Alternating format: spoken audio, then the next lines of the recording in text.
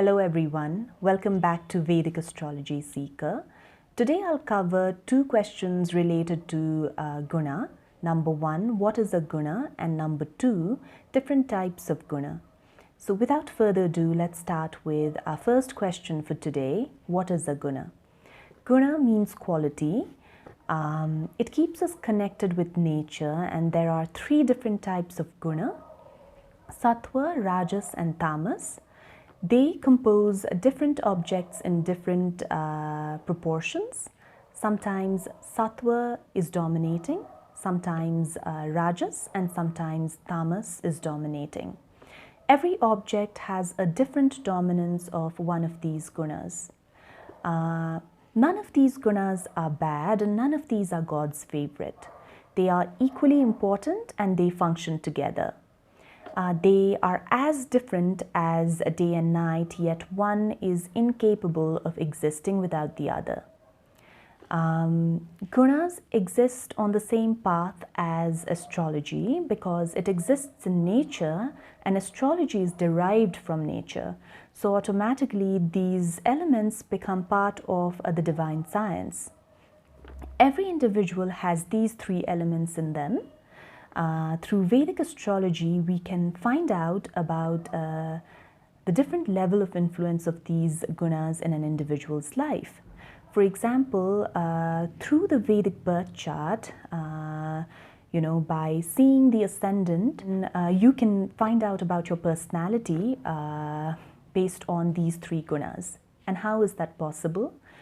That is possible by checking the sign, graha, nakshatra, placed in the ascendant, because each sign, graha and nakshatra is ruled by one of these elements.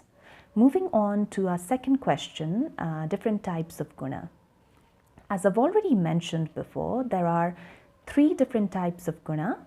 Sattva guna represents the quality of Lord Vishnu. It is pure, transparent and illuminating.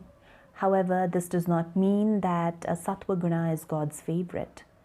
It is necessary to experience Rajas and Tamas Guna as well, especially to understand the ultimate importance of Sattva Guna. Rajas Guna represents the quality of Lord Vishnu. It is related to creation, creativity and achieving goals.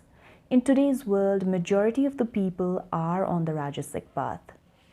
Everybody wants to become successful, everybody wants to achieve goals and so on. Tamas Guna represents the quality of Lord Shiva. Lord Shiva is the god of death, destruction and endings. However, we should not be scared of Tamas Guna, and we need to understand that without Tamas Guna, the other two gunas are incomplete. Tamas Guna represents the qualities such as laziness, grief, attachment, and so on. Now, I would like to give an example of an object which consists of all three gunas. It's a river. A river is a sattvic existence of God. The Rajas Guna of a river is to provide water for drinking, irrigation, electricity, and leisure activities. The same river becomes tamasic due to flooding, pollution and various other disasters if we are irresponsible towards nature.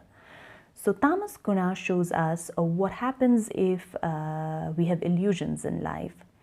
However, we should understand that we are here to learn lessons, and Tamas and Rajas helps us to learn those lessons. So it is equally important.